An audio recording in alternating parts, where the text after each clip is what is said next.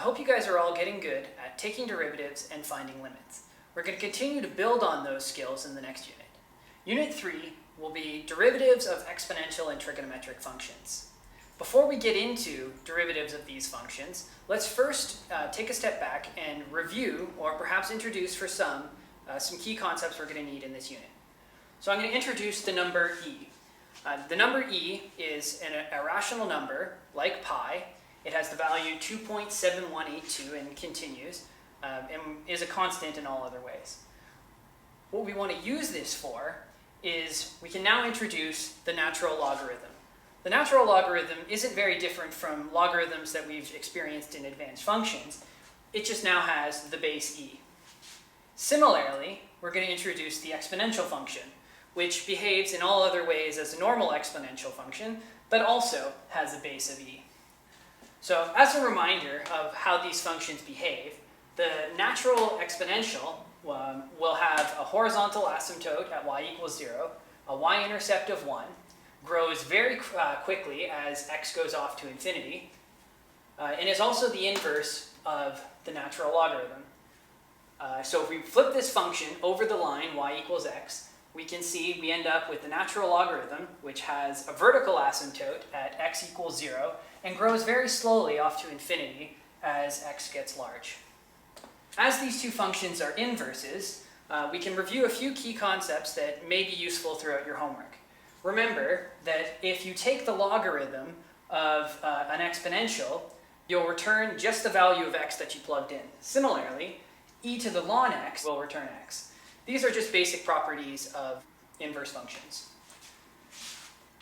Specifically, why we want to add these functions to our repertoire will be to note the unique property of e to the x. E to the x has the property of being its own derivative, which we'll find useful throughout the course. Next, let's start adding some derivatives to the set of rules that we already have. You'll notice that the first 3 rules on our list are ones that we should already be familiar with. Next, let's explore the derivatives of exponential and trigonometric functions. As we've already mentioned, the derivative of e to the x is itself e to the x. We can also determine the derivative of ln x, which we'll say is 1 over x. The derivative of an exponential function with any base, and it could be e, but it's simpler to use this definition, we'll have the derivative to be b to the x times this constant ln b. Similar to our definition for a general exponential, we can use a definition for a general logarithm. The derivative of ln x base b will be 1 over x, again, times this constant ln b. Moving on to trigonometric functions, the derivative of sine x will be cos x, and the derivative of cos x will be minus sine x. Let's take a look at how to apply some of these examples. Our first example we'll take a look at is y equals x squared times e to the x. So recognize again, this is a product of functions.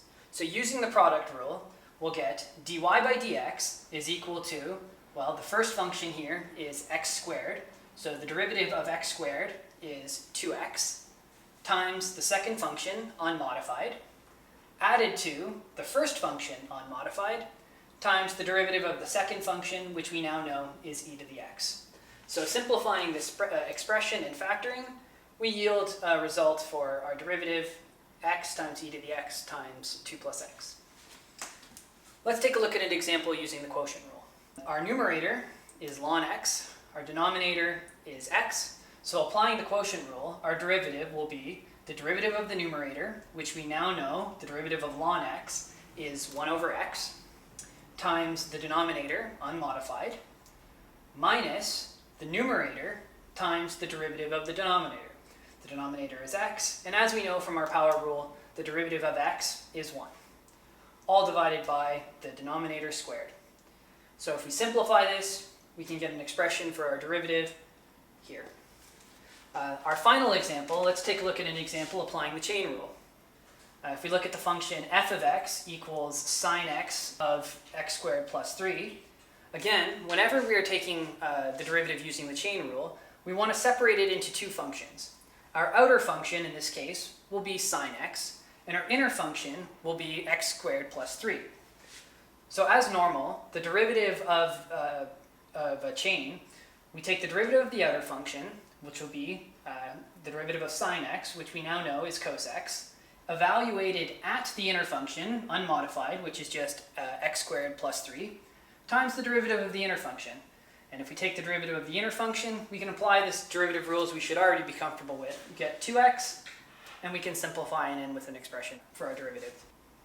Hopefully these examples have been helpful. We'll see similar examples in the homework. Good luck.